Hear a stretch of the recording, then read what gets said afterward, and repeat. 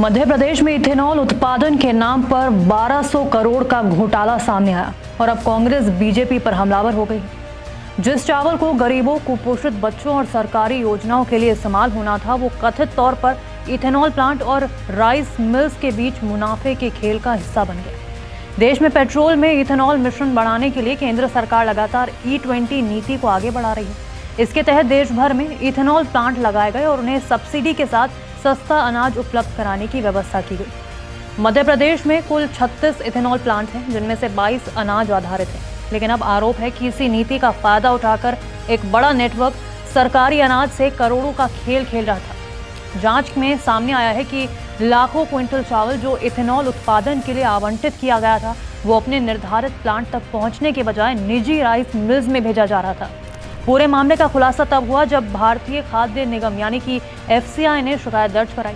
शिकायत के मुताबिक 3 जून की रात बालाघाट के नवेगांव FCI गोदाम से छिंदवाड़ा स्थित AVJ एग्रीको प्राइवेट लिमिटेड के लिए 3 ट्रकों में चावल भेजे गए थे, लेकिन ये ट्रक अपने गंतव्य तक पहुंच ही नहीं सके। बाद में एक ट्रक को 242 क्विंटल चावल के साथ वारासिवानी की संचेती राइस मिल में पकड़ा गया।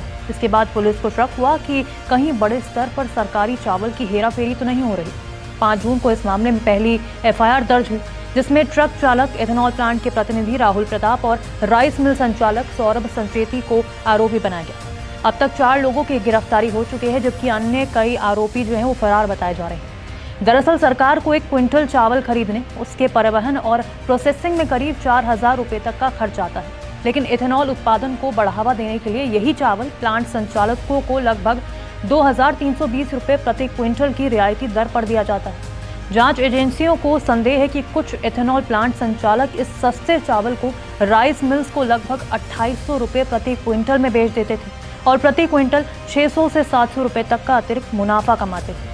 इसके बाद बाजार से सस्ता और निम्न गुणवत्ता वाला चावल या मक्का खरीदकर उससे इथेनॉल तैयार किया जाता था, जिससे सरकारी मांग भी पूरी हो जाती थी और मुनाफे का खेल भी चलता रहता था। राइस मिल संचालकों को भी इस कथित नेटवर्क से फायदा होने की आशंका जताई जा रही है, क्योंकि उन्हें धान की मिलिंग, बिजली, मजदूरी और मशीनरी पर खर्च करने की जरूरत कम पड़ जाती थी।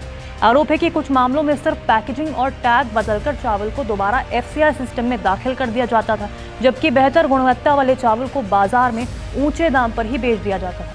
अब इसी बीच कांग्रेस अध्यक्ष मल्लिकार्जुन खड़गे ने सोशल मीडिया पर भाजपा सरकार पर तीखा हमला बोल दिया। उन्होंने पोस्ट कर लिखा, मध्य प्रदेश आज भाजपा सरकार के भ्रष्टाचार और लूट का केंद्र और भ्रष्टाचार का पर्याय बन चुका है। एक घोटाला खत्म नहीं होता, दूसरा सामने आ जाता है।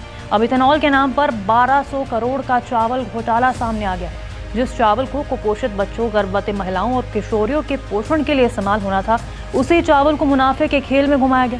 5 लाख MT चावल राइस मिलरों, एथेनॉल माफिया और भाजपा सरकार के संरक्षण में भ्रष्टाचार के इस खेल का हिस्सा बना दिया गया।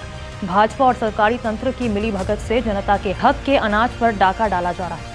इससे पहले जमीनों के मामले में बड़ा घोटाला सामने आया। उज्जैन में उन्हीं इलाकों में जमीनों का विस्तार हुआ जहां सरकारी इंफ्रास्ट्रक्चर प्रोजेक्ट और हाईवे कॉरिडोर प्रस्तावित थे। इसमें मुख्यमंत्री जी के ऊपर ही सवालिया निशान खड़े हो गए। हर तरफ, हर विभाग में लूट और अपनी जेबें भरने का खेल, यही भाजपा की सत्ता की लूट की कहानी है।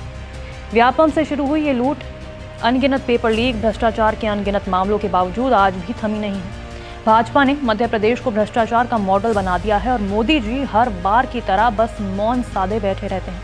सार्वजनिक जीवन में जवाबदेही की धारणा को मोदी शाह ने सत्ता के अहंकार तले रौंद दिया है। अब इसके बाद सबसे बड़ा सवाल यही है कि क्या ये सिर्फ कुछ अधिकारियों, ट्रांसपोर्टरों और कारोबारी समूहों तक सीमित मामला है या फिर इसके तार और ऊपर तक जुड़े हुए हैं। SIT की जांच में कौन कौन से नाम सामने आते हैं? क्या 1200 करोड़ के इस कथित घोटाले में बड़े रसूखदारों तक कानून के हाथ पहुंच पाएंगे या फिर ये मामला भी समय के साथ ठंडे बस्ते में चला जाएगा?